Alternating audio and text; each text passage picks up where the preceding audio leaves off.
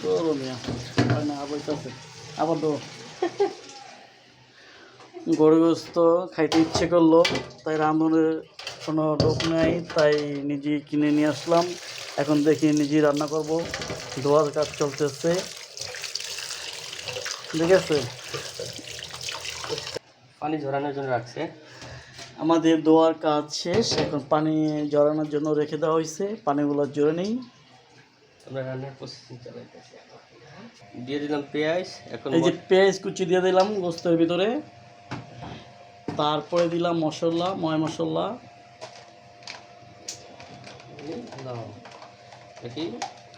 দারচিনি দেওয়া ভাইঙ্গা,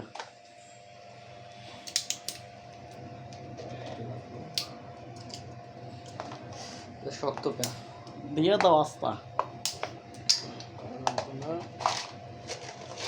পুরো ডিপে কাইট করো, হাতে পড়বো। লং, এলাচ,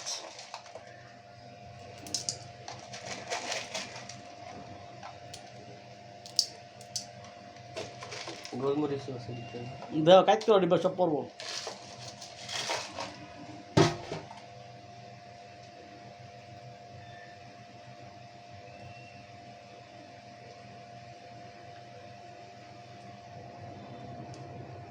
এলাচ দাও, এসে দাও, আর দিও না, মশলা বন্ধ করবো বেশি।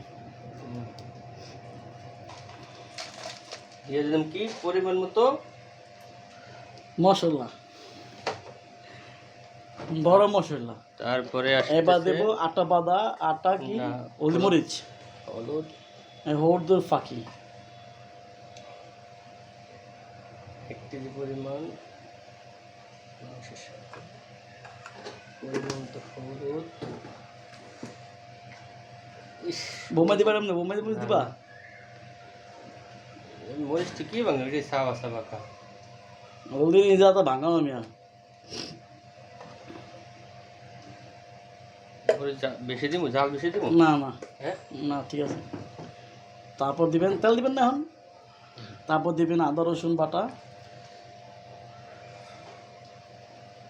1 কেজি মাংস পরিমাণ মতো আদা রসুন দিয়ে দিলাম। হ্যাঁ, আর লাগবে না, কি লাগবো?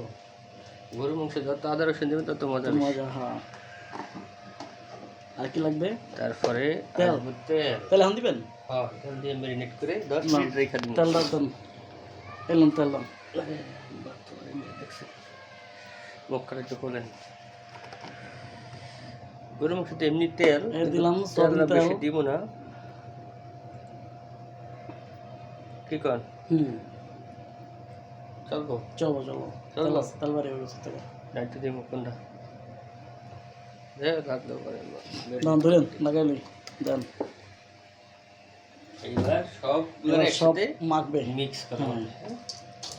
একটু পরে আমার পুটকিও জ্বলবে।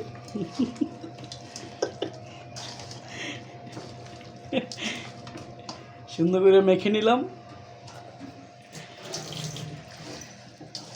সবই দিছে, কিন্তু আসল জিনিসই দেয় নাই। টক দিও না, এটা হলো লবণ, টক দই। লবণ মাখতেছি। সব কিছু দেওয়া শেষ, সব কিছু মেখে রেখে দেওয়া হয়েছে 10 মিনিট। তারপরে চুলা বসায় দেব। আমরা এখন মাংস বসাবো। এই যে গোস্ত ম্যারিনেট করা শেষ, এখন আমরা বসাবো চুলায়। দিলাম চুলায় চড়ায়া, চুলার হিটটা একটু হাই হিট থাকবে, চুলাটা একটু বাড়াই দিই। গ্যাস একটু কম আছে, তো গ্যাস চলে আসবে। দাও ঢাকনা রেখে তোলা, আবার পরে লেগে যাবো নি। পানি ছাড়বো দুনিয়া। এই যে মাংস কষানো চলতেছে, কষানো হয়ে যেতেছে। কালারটা কেমন সাদা সাদা লাগতেছে, একটু মরিচ লাগতো মনে হয়।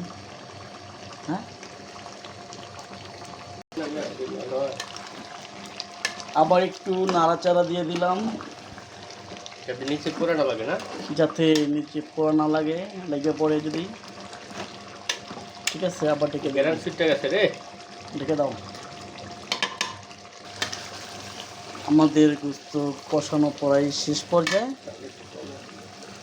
মোটামুটি হওয়ার দিকে।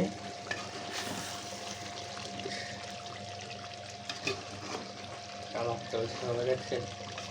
তাহলে এই রোল দিয়া একটু মাখা মাখা রাখলে হবে না?